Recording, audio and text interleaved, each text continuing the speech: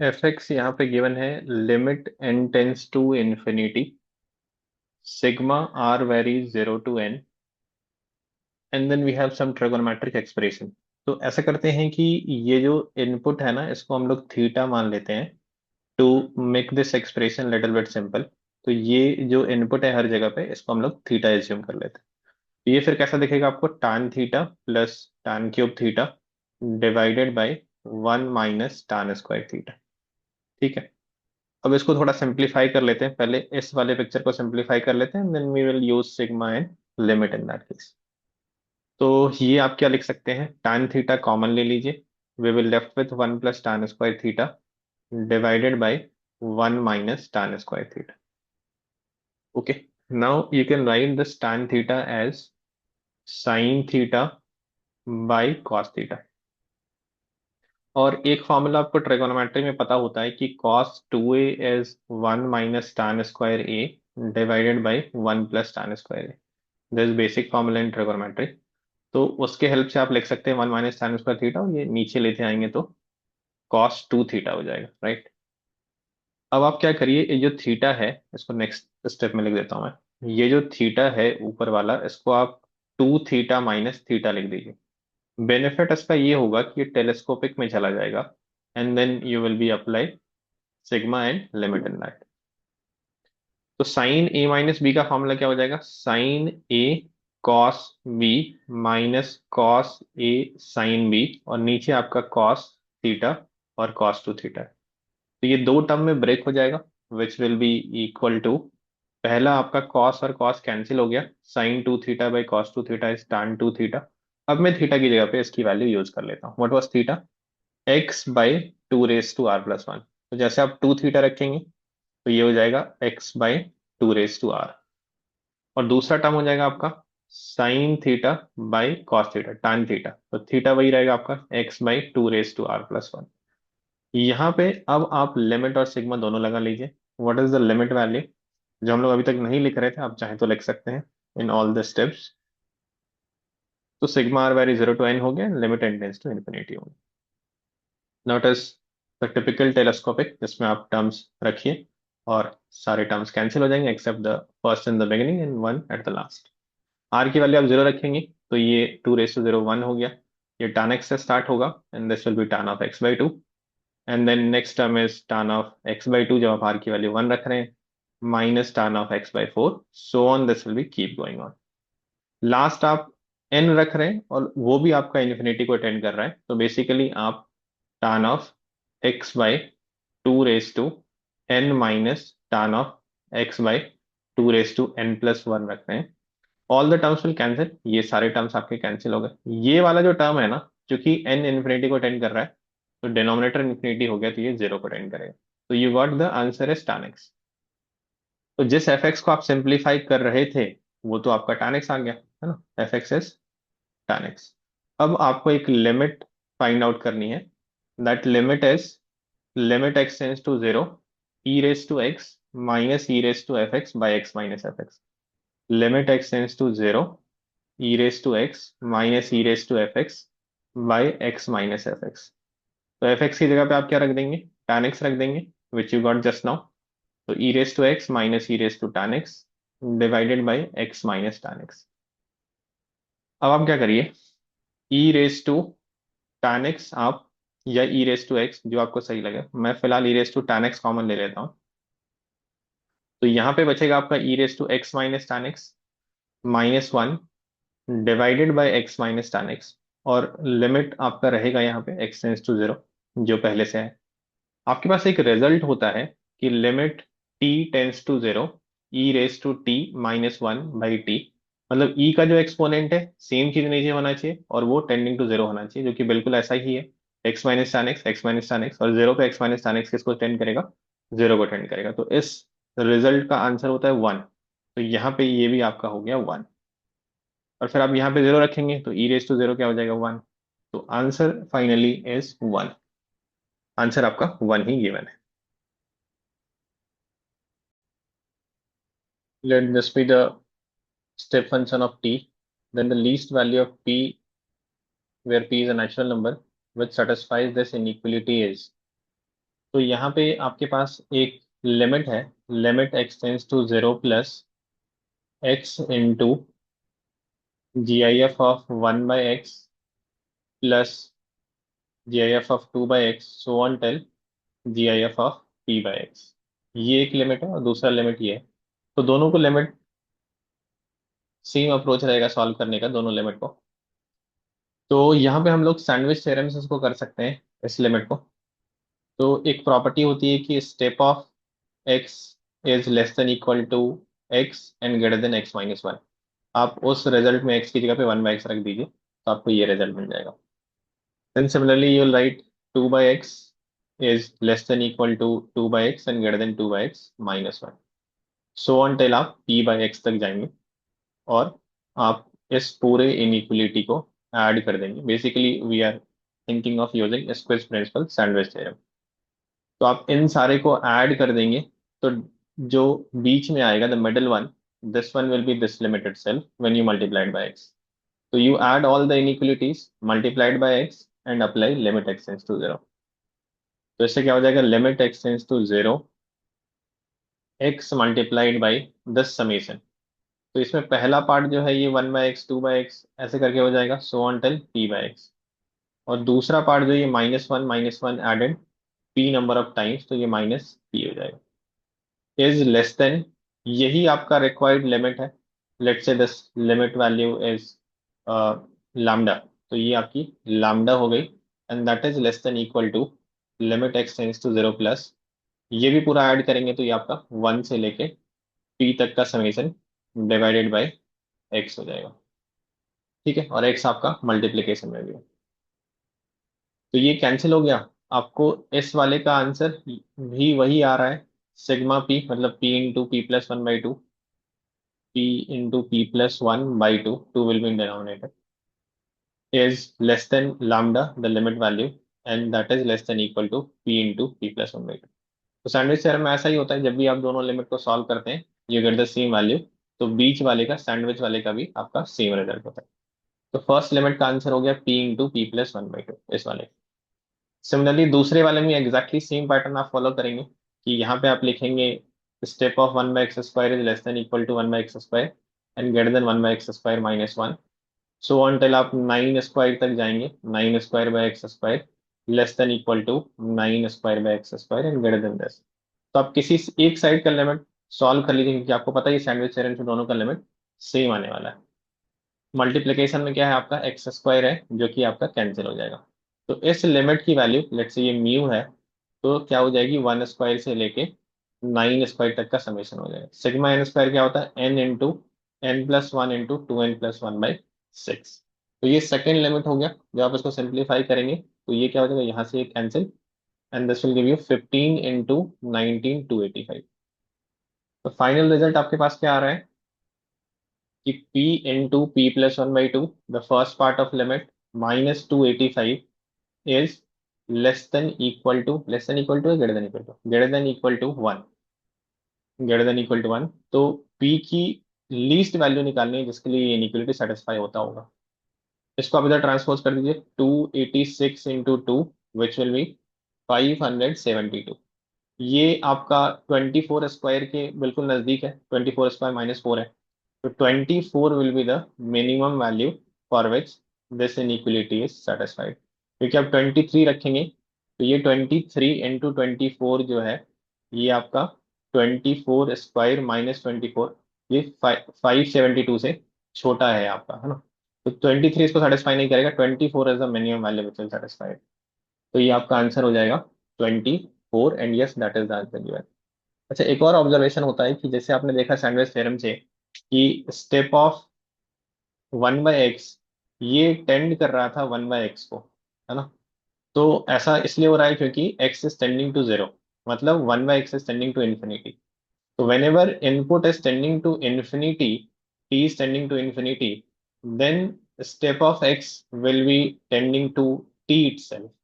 क्योंकि जो step part होता है वो आप लिख सकते हैं T minus fractional part. Fractional part की वैल्यू जीरो से वन के बीच में होती है, दैट इज नेग्लिजिबल जब टी का अमाउंट इन्फिनिटी को टेंड करता है। तो ऐसे क्वेश्चन में आप अगर डायरेक्टली करना चाहते हैं विदाउट यूजिंग सैंडविच थ्योरम, तो जो भी स्टेप टी है उसको टी आप यूज कर लीजिए, provided t is tending to infinity.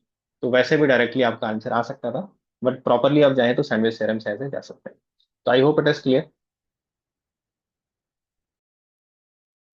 If limit extends to infinity, this is equal to alpha, then find the value of log alpha by 1 plus log alpha। तो ये question 1 raise to infinity का है, क्योंकि जैसे आप x tends to infinity डालेंगे ये picture 1 हो जाएगा, 1/e-1 आप इससे मल्टीप्लाई करेंगे तो ये पूरी तरह से 1 को टेंड कर रहा है और ये इन्फिनिटी को टेंड कर रहा है। तो 1 रेज टू इन्फिनिटी फॉर्म में हमारे पास रिजल्ट होता है कि limit x tends to c f x raise to g x को आप लिख सकते हैं e raise to limit x tends to c this base which is tending to 1 -1, base में आप -1 कर लेते हैं और ये exponent which is tending to infinity को आप बस मल्टीप्लिकेशन में लिख लेते हैं। तो यहां से आपके पास ये क्या हो जाएगा, इस लिमिट की वैल्यू अल्फा है तो alpha is equal to e raise to limit x tends to जो भी टेंड कर रहा है infinity, and then this picture which is base e into 1 - e, और इसका एलसीएम अगर आप लेते हैं तो ये होता है आपके पास 1 + x - e x divided by E into 1 + x। ये आपके पास पूरी तरह से बेस है, this base -1 into the exponent which is x। तो ये आपका हो गया लिमिट का transformation 1 raise to infinity form के रिजल्ट से। अभी ये e और e कैंसिल हो गया, आप थोड़ा सा एलसीएम ले लीजिए, उसके पहले आप e को इधर ट्रांसपोज कर लीजिए। तो it will be ln alpha is equal to limit x tends to infinity, ये आपका हो जाएगा 1 + x - e x divided by 1 - e into 1 + x -1 multiplied by x। अब यहाँ पे आपको फिर से एलसीएम लेना पड़ेगा, तो लेट्स टेक दैट। तो लॉन अल्फा चल रहा है आपका एलएचएस में, RHS is limit x tends to infinity. LCM लेंगे तो 1 + x - e x यहाँ से क्रॉस मल्टीप्लाई हो जाएगा, तो 1 - e इंटू 1 + x। आप इस ब्रैकेट को ओपन कर लीजिए तो it will B how much, 1 × 1 + x and then -e × 1 + x which is -e - e x divided by 1 - e 1 + x multiplied by this x। तो यहाँ से आई थिंक कुछ टर्म्स कैंसिल हो जाएंगे, जैसे 1 s 1 से कैंसिल हो गया, x - x कैंसिल हो गया, -e x -c x, मतलब ये माइनस माइनस प्लस हो जाएगा, ये भी कैंसिल हो जाएगा। तो you're getting limit x tends to infinity, ये -(-e) हो गया by 1 - e into x/1 + x। ये वाला पार्ट आपका जैसे आप x से ऊपर नीचे डिवाइड करेंगे ये 1 हो जाएगा। तो you are getting ln alpha is equal to e/1 - e। अब देखते हैं आपको फाइंड आउट क्या करना है, you need the value of ln alpha plus 1/ln alpha. तो this value divided by 1 plus this value, e/1 - e divided by 1 plus e/1 - e। तो ये हो गया आपका e/1 - e डिवाइडेड बाई, जैसे आप यहाँ पे एलसीएम लेंगे तो ये हो जाएगा 1 - e + e, 1/1 - e। 1 - e 1 - e cancel, e is the final answer. Let's check what is answer given. Answer is A which is e. So e आपका आंसर आ रहा है, that is the given answer. In this question, we have to find the limit x tends to infinity, 2x² minus 3x plus 5 divided by 3x² plus 5x plus 4। तो इस part को हम लोग separate कर लेते हैं, this is in the form of infinity by infinity, ये infinity by infinity form है। और दूसरा पार्ट हो गया आपके पास limit x tends to infinity, 3x - 1 raise to x/2 divided by 3x + 2। और ये जो रूट है इसको भी आप पावर हाफ लिख सकते हैं, तो ये हो गया 3x + 2 रेस टू x/2। तो आप ये x/2 कॉमन ले लीजिए, तो ये आपका 3x - 1 divide by 3x + 2 whole की पावर x/2 हो जाएगा ऐसे करके।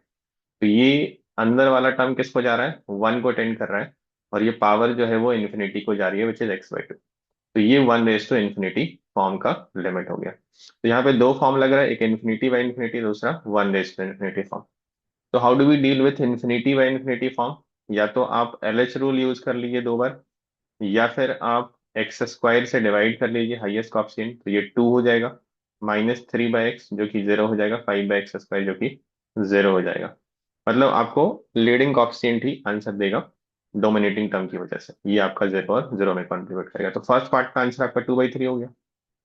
1 रेज टू इन्फिनिटी फॉर्म में आप क्या करते हैं, e raise to limit x tends to infinity, ये जो बेस होता है दैट -1, तो 3x - 1/3x + 2 -1 इंटू ये आप एक्सपोनेंट करते हैं x/2। तो देखते हैं यहाँ से क्या आंसर आ रहा है। ये पार्ट आपका हो गया 2/3, ये हो गया e⁻, limit x tends to infinity. LCM लेंगे तो ये -3 हो जाएगा। ये आपका x/2 है, नीचे आपका 3x+2 है, और ये x/2 है।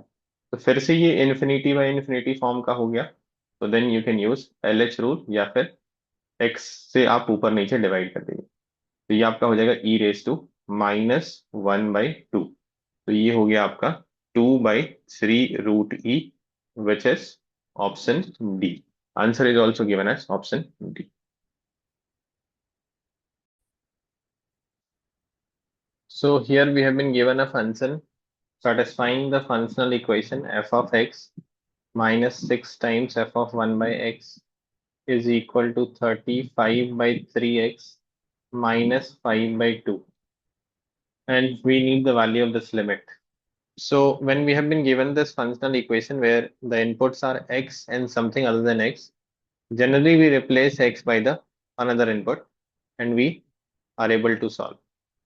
So when we replace x by 1 by x, we will get f of 1 by x minus fx is equal to 35x by 3 minus 5 by 2. Now we need the value of fx so that we can go with this limit. So we need to eliminate f of 1 by x. That means we can multiply the second equation by 6 and we can add with the first equation. So let's add these two. This will cancel out and that was our objective. Now we'll have fx minus 36 fx, which is minus 35 fx, is equal to, here when you'll subtract, you can take 35 by 3 common and it will be 1 by x minus of minus x. So it will be, no, we are adding it. So 1 by x plus 6x. And then this part will be minus 5 by 2 minus 6. So basically it is 7 into 5, 35 by 2. Now let's cancel 35 throughout. So we get fx is equal to, this negative we can transpose on the other side. So minus 1 by 3x and then minus 2x and plus 1 by 2. This is the value of fx we are getting from here. Now let's go for finding the limit. So what do we need? Limit x tends to 0, 1 by alpha x plus fx. So fx is this, which is 1 by 2 plus 1 by 2 minus 2x minus 1 by 3x. So what we'll get from here? We will get this value as beta. We have to apply limit x tends to 0. So this will be half, this will be 0. And these two must cancel out because they are in the form of infinity minus infinity. So clearly alpha has to be equal to 3 and beta has to be equal to 1 by 2. Now what they are asking for? They're asking for the value of alpha plus 2 beta. So alpha plus 2 beta will be 3 plus 1, 4. Where is the answer? 4? Option C.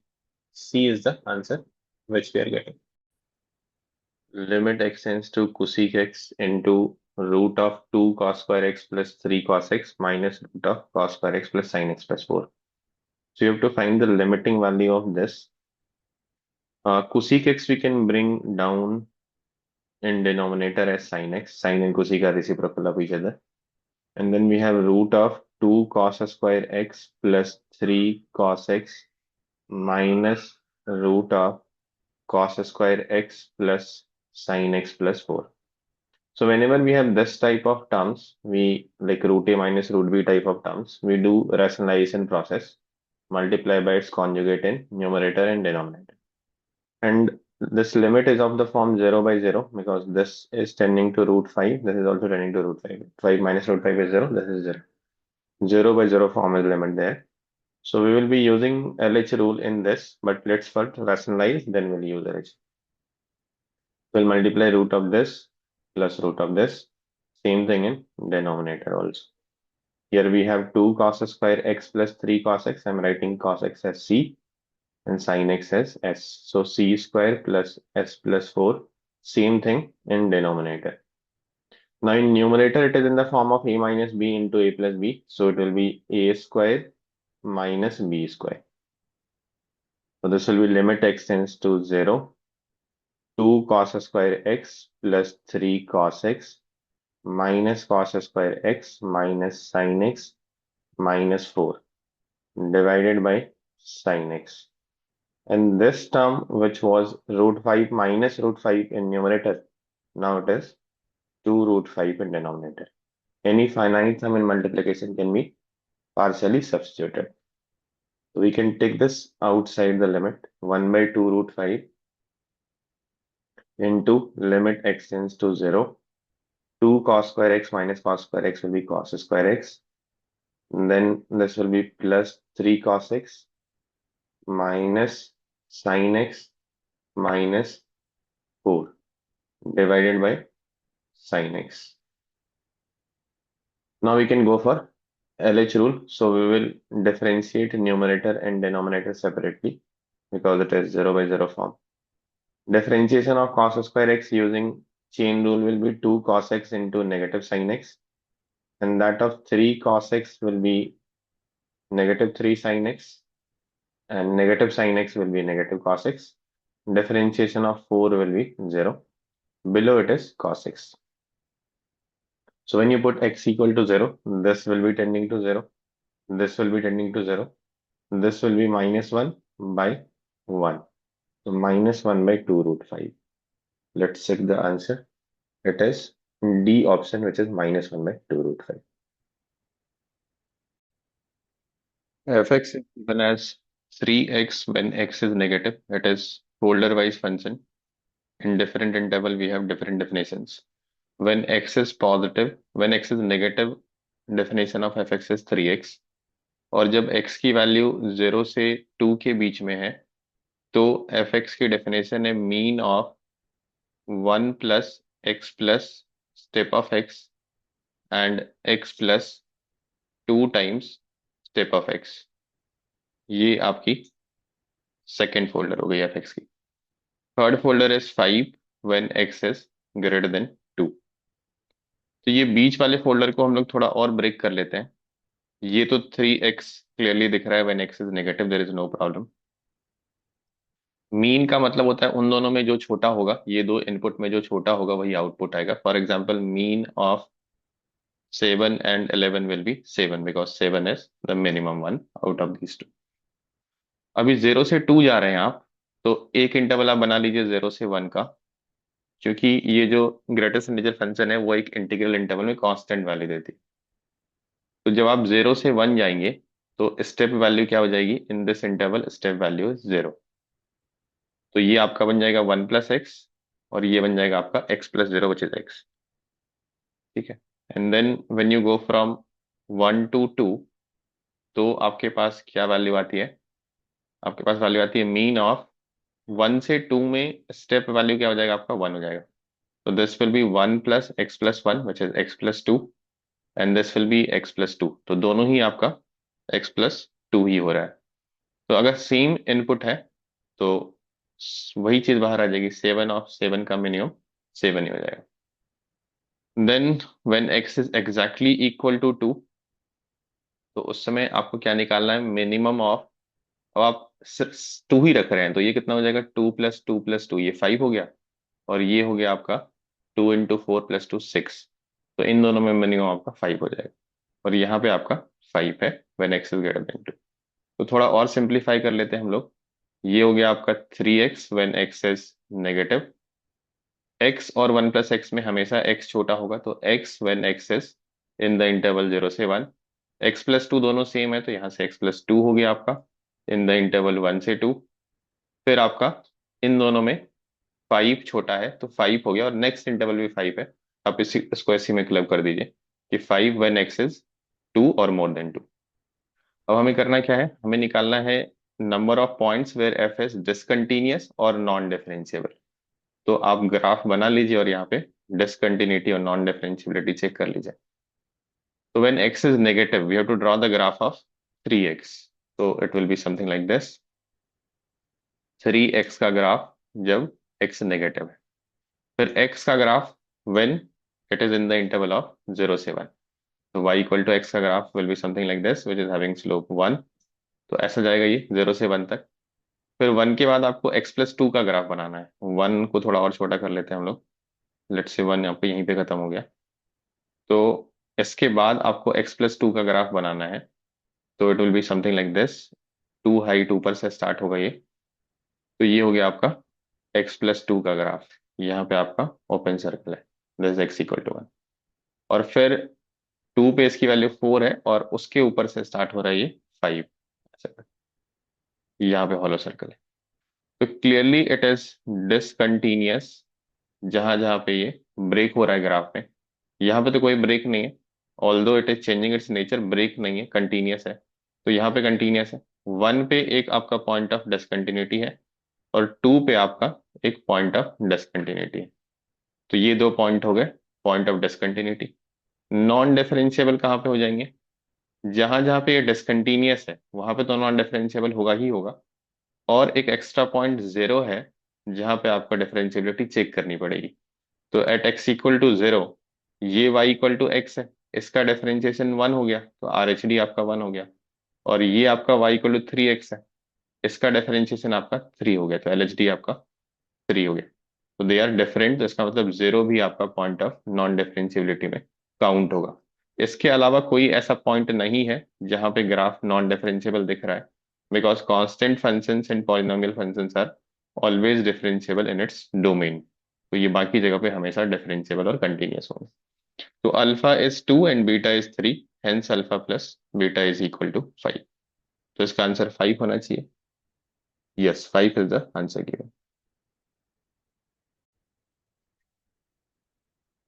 We know that modulus of x is equal to x when x is positive and negative x when x is negative. तो ये जो function F x है, x square minus one mod of x square minus A x plus two plus cos mod x, इसमें cos mod x वाला जो term है ना, वो दोनों ही केस में कॉस एक्स ही हो जाएगा, चाहे एक्स पॉजिटिव हो या एक्स नेगेटिव हो, क्योंकि cos of negative theta is cos theta. तो ये टर्म तो आपका cos x हो गया and it is always differentiable.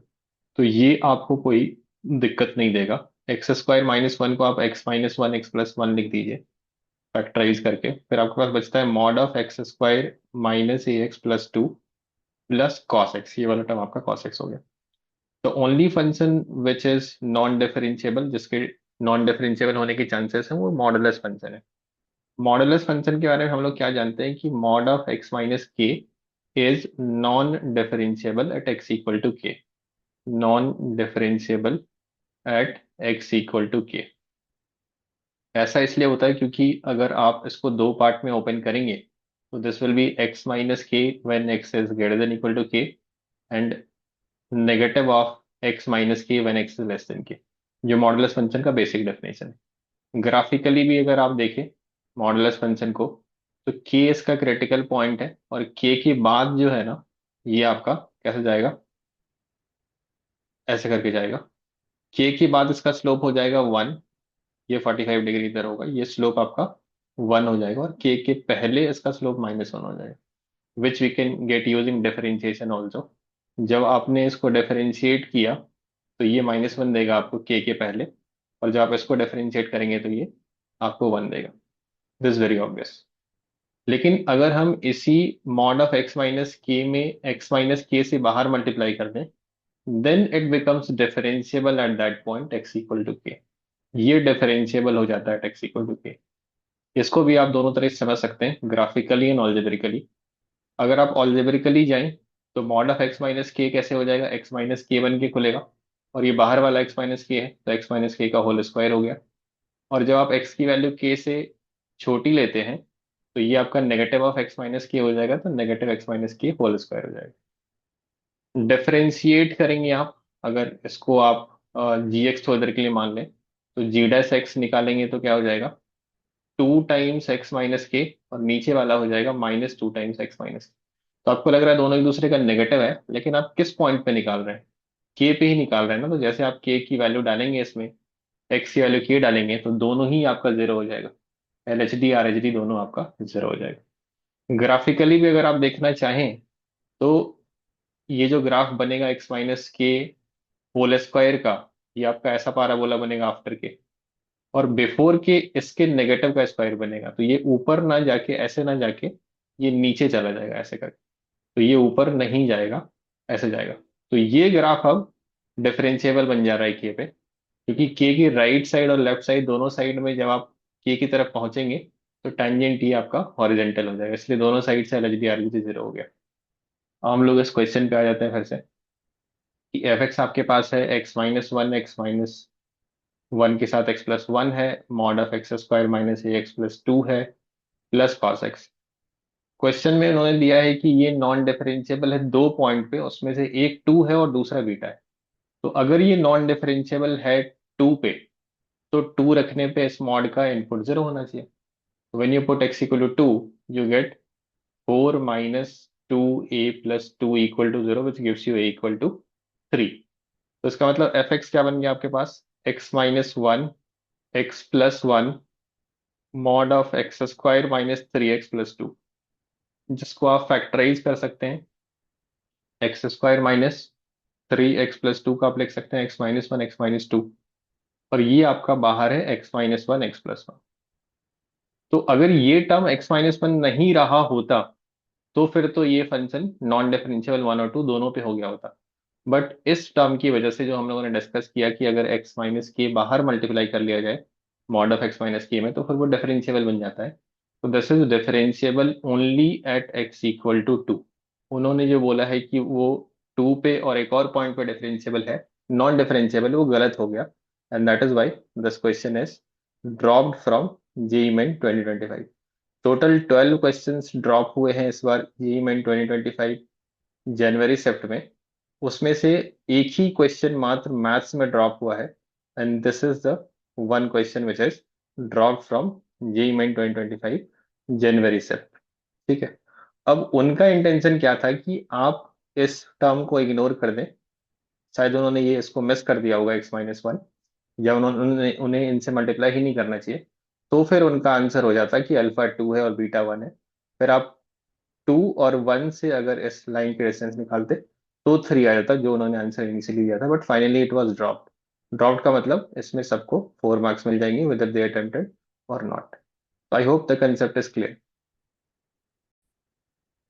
If the function fx is equal to 2 by x sine k1 plus 1x k2 minus 1x x less than 0, 4 when x is equal to 0, and this when x is greater than 0, is continuous at x equal to 0.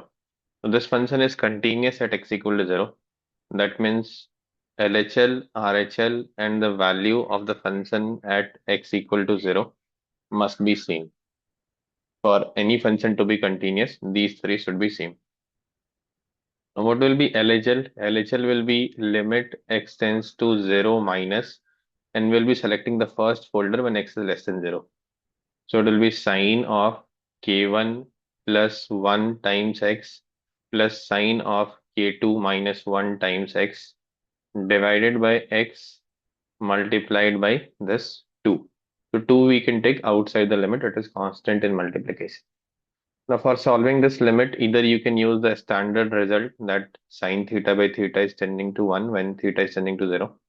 I'm using LH rule, in which we differentiate numerator and denominator separately. So differentiation of sine will be cos of k1 plus 1x, and because of chain rule, we need to multiply by k1 plus 1. Similarly, for the second term also, we will be writing cos of k2 minus 1x multiplied by k2 minus 1. And differentiation of denominator x will be 1.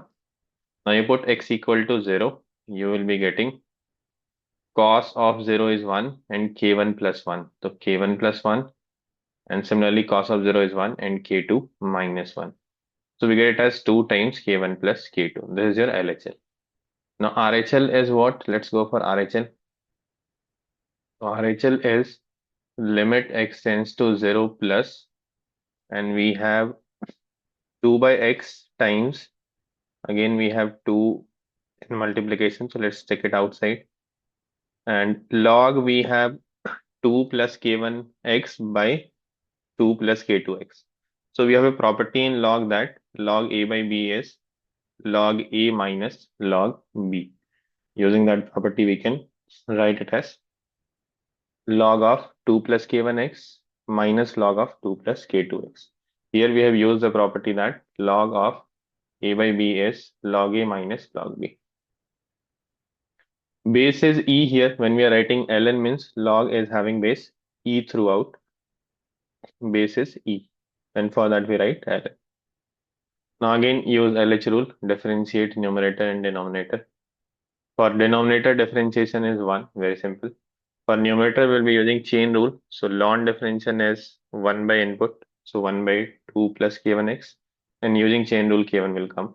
Similarly, here also k2 by 2 plus k2x. And the moment you plug the value of x equal to 0, you get it as 2 times k1 minus k2. Now, what is f of 0? F of 0 is given as 4. So that must be equal to 2 times k1 plus k2, and it must be equal to 2 times k1 minus k2. I think it is k1 by 2, my mistake. This is k1 by 2, and this is k2 by 2. So this will be k1 minus k2. So from here, we are getting it as k1 plus k2 is equal to 2, and k1 minus k2 is equal to 4. This linear equation in two variable which you are solving from childhood. So let's find k1 and k2. K1 is 3, k2 is minus 1. What we have to find finally? We need the value of k1 square plus k2 square. So it will be 3 square plus minus 1 square, which will be 10. And yes, that is the answer given. Let this function be greatest integer function, and m and n respectively be the number of points where the function given as this is not continuous and not differentiable. तो जो function है हमारे पास वो क्या है आपका greatest integer function of x plus modulus of x minus 2, और x की इंटरवल जो है वो -2 से लेके 3 तक है. तो we know that greatest integer function is discontinuous at all the integral points in its domain. अगर सिंपल ग्रेटेस्ट इंटीजर फंक्शन है तो, otherwise greatest integer of something else है तो उसका डाउटफुल पॉइंट होता है वो सारा पॉइंट जहां पे वो इंटीजर होता है. डाउटफुल पॉइंट मतलब you have a doubt at that point, you need to check LHD RHD for differentiability and LHL RHL function value for continuity. तो ये पॉइंट पे तो ये फंक्शन सर्टेनली आपका कंटिन्यूस नहीं है. कंटिन्यूस नहीं है इसका मतलब ये डिसकंटिन्यूस आप इसको बोल दीजिए एट दीज 4 पॉइंट्स. और एक फंडामेंटल रिजल्ट होता है हमारे पास की any function which is discontinuous at certain point, मान लीजिए कि x इक्वल टू सी उसको बोल देते हैं, discontinuous at x equal to c must be non differentiable at that point. वहां पे वो हमेशा नॉन डिफरेंशिएबल होगा. ये फंडामेंटल डेफिनेशन है डिफरेंशिएबिलिटी का. ये आप डेफिनेशन से प्रूव भी कर सकते हैं कि अगर डिसकंटिन्यूअस है तो एलएचडी आरएचडी कभी इक्वल हो ही नहीं सकते. तो नॉन डिफरेंशिएबल किस पॉइंट पे होंगे? -1 0 1 2, जहां पे वो ऑलरेडी डिसकंटिन्यूअस हो चुके हैं. क्या हमारे पास कोई extra point of non differentiability हो सकती है? तो उसके लिए मॉडुलस फंक्शन एक है, वो कहाँ नॉन डिफरेंशिएबल हो सकता था? x इक्वल टू 2 पे हो सकता था, वो ऑलरेडी कंसिडर्ड हो चुका है यहाँ पे. तो यही 4 पॉइंट आपके डिसकंटिन्यूअस वाले हैं, यही 4 नॉन डिफरेंशिएबल वाले हैं. तो m प्लस n जो है यहाँ पे वो 8 हो जाएगा, which is option c, and yes that is the answer given.